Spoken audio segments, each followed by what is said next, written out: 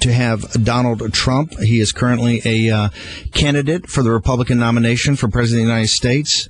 Mr. Trump, thank you very much for joining us on the initial Breitbart News Daily Show. Well, that's such an honor. The initial show, wow. We'll have to mark this one down for posterity, Steve. Very good. Congratulations. Good luck. You'll do well. Well, thank you, sir. Look, one of the things is that, very early on in this process, in places like New Hampshire and Iowa, we were very honored to have you come on our weekend show, or when we were doing those 6 or 7 hour marathons. And we were telling people at the time, I said, look, this guy is, people are leaning forward in these audiences when he was talking. Of course, we were mocked and ridiculed, and what are you guys doing? This is a joke. In fact, the Sunday show, Tom Rose and Gary Bauer tell the story how they were laughing at me when I was saying, "Hey, this guy Trump is going to be very serious." So it's good to see that you're in the heat of combat now. Well, I remember that well, and oftentimes with you, especially because I'd always mess up my hair when I put those big microphones around. You'd always open to put them on, so I'd mess up my hair, which is fine.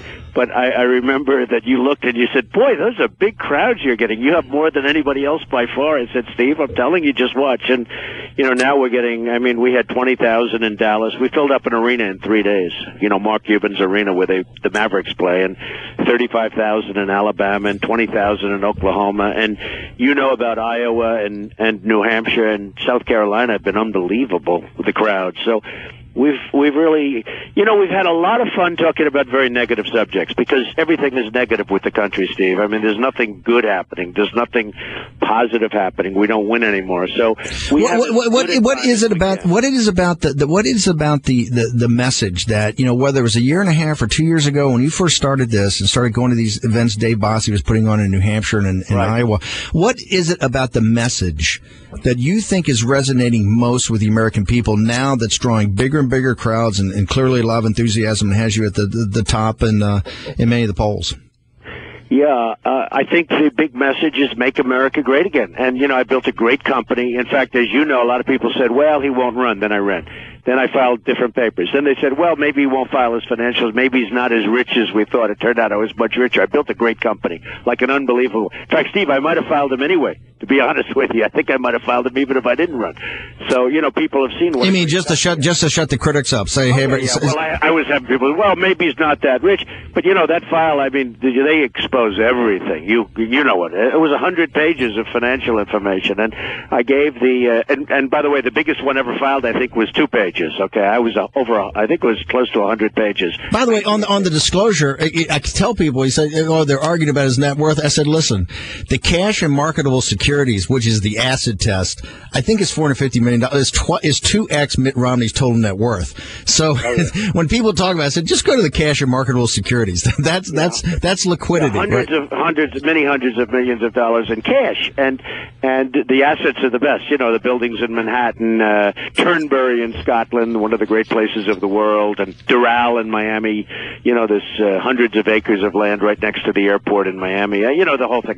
They're great assets, but I'm not saying that in a braggadocious way. I'm saying, or I should say in a braggadocious way. I'm saying it because that's the kind of a mentality that we need in the country. We don't make good deals anymore. If you look at what we're doing with China, if you look at what we're doing with all these countries, I use China because they're the biggest abuser of the United States. Okay, I want to get into this deals for a second because, look, in being trained at the of course, I went to the poets version of business school, Harvard. I know you went to Wharton, where you got to know math. You have to know the math, right? But you actually have to know the math. But at Goldman Sachs, they always teach you about negotiating leverage, operating leverage. Last night or over the weekend, the campaigns have now taken direct control of these debates, and that is because I've been telling people. I said, hey, the leverage here is Donald Trump's and Ben Carson's and a couple of them. They have the leverage, not the RNC. They've cut bad deals. The same logic applies to China and Iran and throughout the world. The United States has been a punching bag. Let's go back to the RNC thing first. What exactly have you guys done to kind of say, hey, look, would I'd rather have Reince Priebus or Donald Trump negotiate my deal with the networks? What have you guys actually done? Because the New York Times is kind of saying, they're going to have a little bit of openings. We've been saying it's much deeper, it's much more profound, and this is a seminal moment. Well, it started really with CNN because we had a 2-hour debate, and then I got to the place, and they said, oh, congratulations, it's 3 hours. And as you remember, it was extremely hot, and it was a very terrible situation. You don't think that's anything but about trying to sell some additional ad time for a network that's hurt? No, not a little bit. 100%. Made a fortune. believe the ads were $4,000 for a 30-second ad. They got $200,000 and $250,000. Okay, they sold out the first 2 hours. It was a 2-hour debate. They sold out. They announced a couple of days early, without anybody's approval. I didn't even know about it until I got there, that it would be 3 hours, and they sold out that. They made a fortune. Jeff Zucker's trying to hit a quarterly number. You got to give a brother a break here. CNN, and Jeff Zucker's great, and I don't blame him. But I said, well, I won't go in the debate. And I'll tell you what, not because of me. I could stand up there for 30 hours. You know me well, okay? I could stand up as longer than anybody. The problem is, the audience isn't going to watch 3 hours. You know, Gone with the Wind is 3 hours, all right? The audience doesn't want to watch a 3-hour debate. It's ridiculous. But they made a fortune with it. And I said, I'll never let it happen again. So what happened is the same thing with CNBC. It was a 2-hour debate. And lo and behold, as you read, they were getting $250,000 for a 30-second commercial that they were getting a couple of $1,000s for in the last cycle. I wonder if that had anything to do with. Now, you went to Harvard. Do you think that had anything to do? No, that was a totally random event. It was just by luck. It just happened to happen that way, right? So anyway, by the way, it's CNBC. Hold on, CNBC, the biggest audience in 30 years of broadcasting by 10x the biggest audience they ever had. Yeah, by 10 million people, and and look, I don't want to take credit for it, but I will. But frankly. Everybody, Variety, everybody said it was. So, I think I have some leverage. So I called up. Not some leverage. Yeah, you and Carson, no. You and Carson have all the leverage. If you and Carson don't show up, there's not a debate, right? And by the way, they were great. Their team was great. My team knows their team and called them up and said, listen, this is ridiculous. They want to put us on again for 3 hours, only because of commercials. It has nothing to do with the people or anything else. And I was able to negotiate in, let's say, 3 minutes, 3 seconds. I said, listen, I'm not showing up. And I threw in Ben Carson. I said, I'm not showing up, and neither is Carson.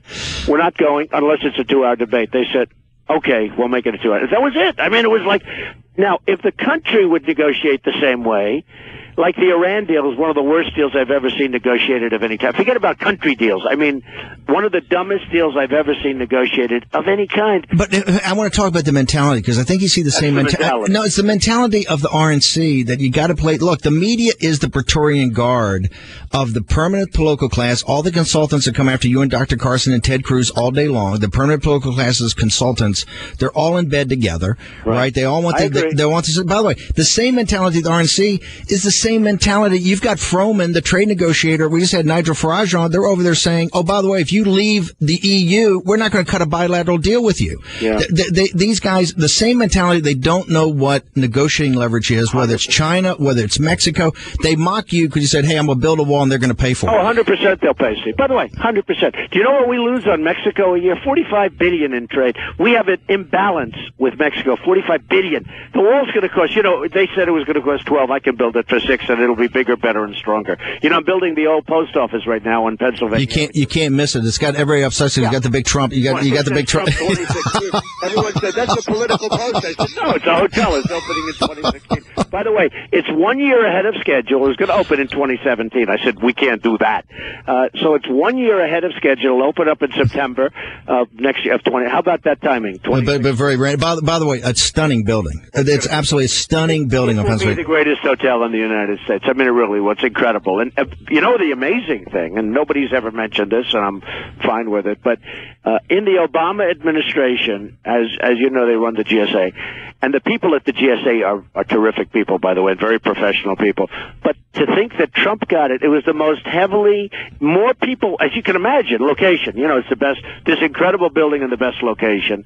And Trump got it. How did Trump get it over Hyatt, Pritzker? How did Trump get it over, Pritzker's his biggest contributor.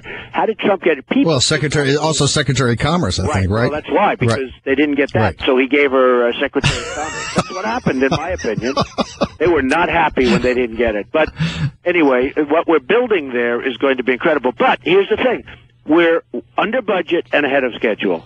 Wouldn't it be nice if the country could do it? It's the same thing with CNBC. Everybody said, oh, they won't cut it. There's no cut it. There's no provision. I said, that's okay. Let me give it a shot. I made the call, and one of my guys made the call. Corey, who's terrific, who's a big fan of yours, by the way. And your campaign manager. Yeah. Great. Within 3 minutes, they agreed. And we were told, that they would never agree to it. Now, they took a big loss. I said, here's what you do. Double the price of your commercial. Right. Supply. Here's what I learned at Wharton. Supply and demand. raise your price. I said, if you've sold out this early, your price is too cheap, even at $250,000 for 30 seconds. But what got you guys then to decide we just got to cut the RNC out, right? We just got to cut the RNC and directly negotiate with the networks themselves. What got you to move to that after CNBC cratered on the John Harwood is a sleaze. And I knew that. But he interviewed me 2 weeks before, and he was very nice. He couldn't have been nicer. Very nice interview. Soft, easy, nice. But I still didn't trust him. And I figured, because he was asking me to do it, and he was one of the mutters, I sat down for an interview with John, and I guess it was on CNBC, and that was fine.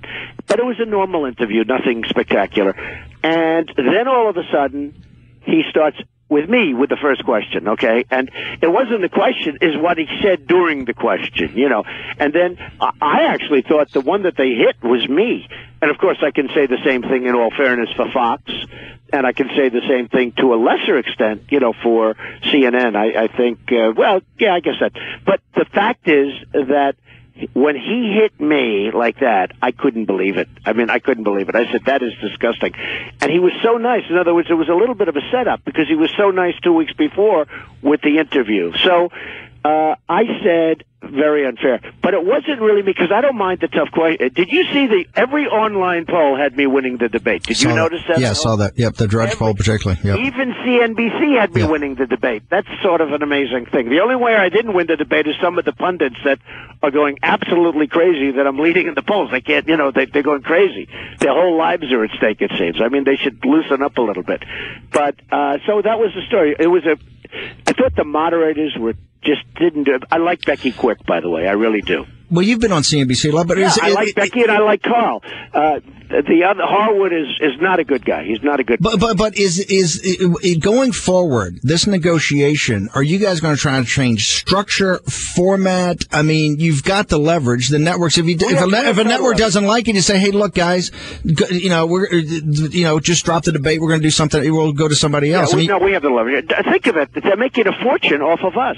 Like, for instance, when CNN did their extended version without anybody knowing about it until we got. I literally didn't know about the incremental third hour. Yeah. Now I heard they announced it a day before or 2 days before, but I literally didn't. I got there and I say, "How long is this?" By the way, it's a 2 hour. No.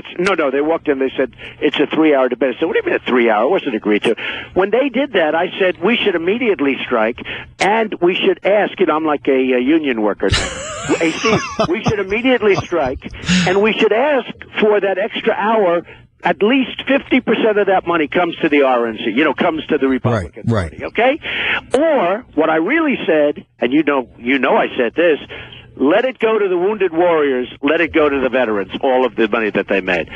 And I really wanted to do that, but we didn't really have enough time. It's a little bit tough when they say, you're on in 15 minutes. You understand that. It's the mentality, though, of saying, hey, we don't have to play by a set of rules. When you first said, hey, we're the United States, we should get the best deals, I will get you the best deals, you were mocked and ridiculed, guys saying, hey, he's not a real estate developer, he wants to be president of the United States. But the same logic applies, whether it's China or Mexico or Iran or the EU. Or Bergdahl.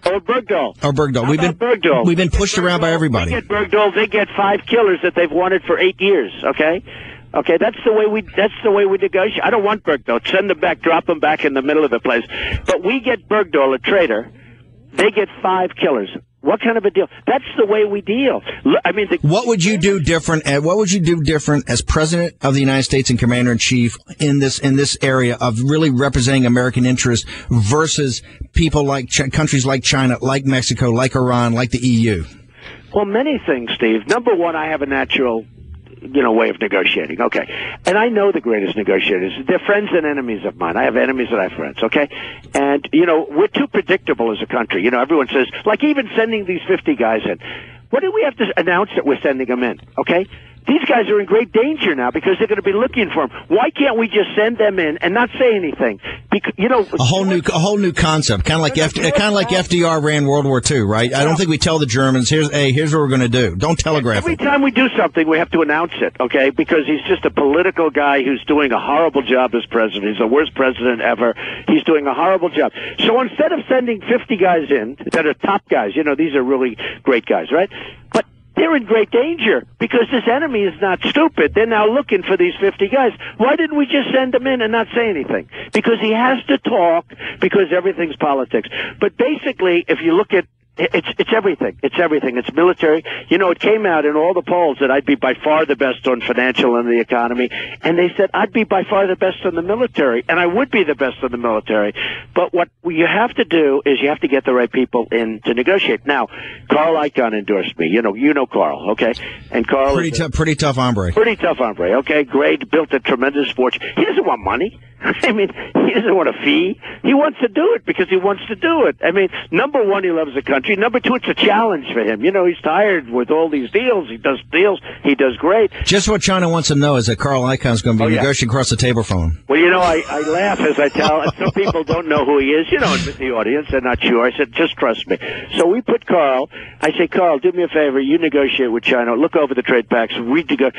I say, folks, go home, relax, have dinner. Just don't worry about it anymore. It's going to be fine. Well, let me ask you about that. One of the big issues in this campaign is going to be trade. Although CNBC didn't want to talk about TPP. You're a guy. Whether you're financing, building a hotel, acquiring a property, buying a distressed asset, the contract is everything because all the reality exists in the contract. That's just the way. That's the way. By the way, the rule of law. Right. In TPP, you have these massive trade deals that are, as you know, enormously complicated with 10, 12, 15 countries. The other guys can jump in. It's in a secret vault. You can only go down there part of the time. You can't fully vet it. With you as president or commander in chief, would you allow us to get into these multilateral trade deals that are so complex where you can't fully vet all the details in the deal itself? In my opinion, that deal was made for China. China's going to come in through the back door. China's going to come in and take advantage of that deal through the back door. You watch. Assure. I'm very much opposed to that deal. First of all, we should be making trade deals with individual countries, not as a big group like that. We should be doing the way the founders had it set up. Do bilateral trade agreements and then bring them back to the Senate. Trump brings it back to the Senate and gets his bilateral trade deal with Taiwan or with Japan approved by 2/3 of the Senate. Steve. And you have to go argue, hey, this is why this is a good deal. And that's the way the founders wanted it. Look, in that group, we've had countries that treat us badly. And we've had countries where we get along well with them, and it's been fine. Well, the ones that treat us badly are getting the benefits of the deal because of the ones that treat us well. But the whole thing is crazy. But here's the worst part. Monetary manipulation. They manipulate their currencies, right? It's not even covered in the deal. The single greatest weapon that all of these countries have and use against us, whether it's Japan or China or Brazil, anybody, is currency manipulation, okay? They manipulate their currency. They downgrade it. I mean, it doesn't sound good, but it sure as hell works. And the greatest one in history for currency manipulation has been China in history. They're the great geniuses of this. So it's not even covered in the trade deal. And a group came to me. I don't even know if you were involved with this group, but a group came to me, and they didn't even want my money. They wanted me to do a radio commercial, a big radio. They spent a lot of money on it talking about this, and they actually took the commercial. I did it. I was like the voice. I was the host of the commercial, which is a little bit different. But there are tremendous numbers of very smart people that are totally against this deal. This deal is a disaster. But the single biggest point is not even mentioned in the agreement. And frankly, most people don't even know what is mentioned, because if you want to see the agreement, you can't even read it. So I know you're against it. I think it's a horror show. It's great for a few companies that pushed it very hard and have very powerful lobbyists, some of whom I know, by the way, and they got it through. It's incredible. Well, I know it's going to be fully vetted in this camp. They're trying to kick it past the primary season, but I know that you and others, Senator Sessions, I know Ted Cruz, I know others are going to get to drill down on the details. It's a horrible deal. We've got so much more to ask you. I want to, hopefully later in the week, get you back to talk about H-1B visas and the whole situation down at Disney and all that. Sure. There's so much going on. I really appreciate your time. I know you're incredibly busy. And if you want to follow Donald Trump, just go to the pages of Breitbart. It's up there every day what's going on. Tremendous deal you just cut with getting the RNC out of the TV business.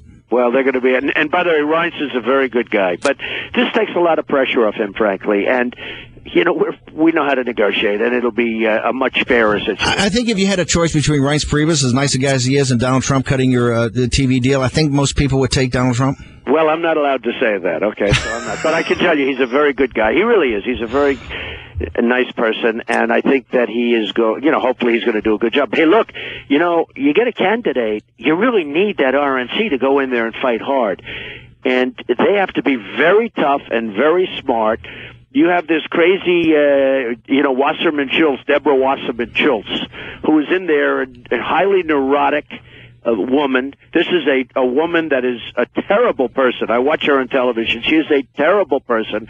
And in all fairness, she negotiated a great deal for Hillary because they gave Hillary all softballs. Unbelievable. Every ball was a softball. Unbelievable. And in fact, the other candidates weren't even allowed to talk up against her. How about, and by the way, he destroyed his campaign, Sanders. He totally destroyed his campaign. He destroyed two guys. And by the way, two guys quit the day after. Dude, Webb and Chafee just threw the talents, and I'm out of here. Well, when Sanders gave up the emails, that was the end. I said, he's dead. That's the end of him. That's the tell. He gave that up. It was a great soundbite for about 3 minutes, for 3 seconds. They clapped for about 3 seconds. When he gave up the emails, he is now just wasting his time. He's going around. By the way, his audience have shrunk. Now he's got to take ads and everything else. His audiences have gone. And I have by far the biggest audiences even before, but his audiences are gone now. When he gave up that email thing, he said, "Here, Hillary." And you know what? That was orchestrated by the Democratic Party. Or as you would really properly say, the Democrat Party, because they don't say that. They add the IC on the end, and they shouldn't be doing that. But that was probably Deborah, Wasserman Schultz. Yeah, cutting the deal. Mr. Trump, thank you so much. Amazing interview. Really appreciate you coming on our inaugural show, and hopefully have you back in the future. I look forward to it, Steve. Thanks a lot. Thank you, sir. Okay, we're going to take a quick commercial break. When we come back... The enemy is not stupid. They're now looking for these 50 guys. Why didn't we just send them in and not say anything? Because he has to talk, because everything's politics.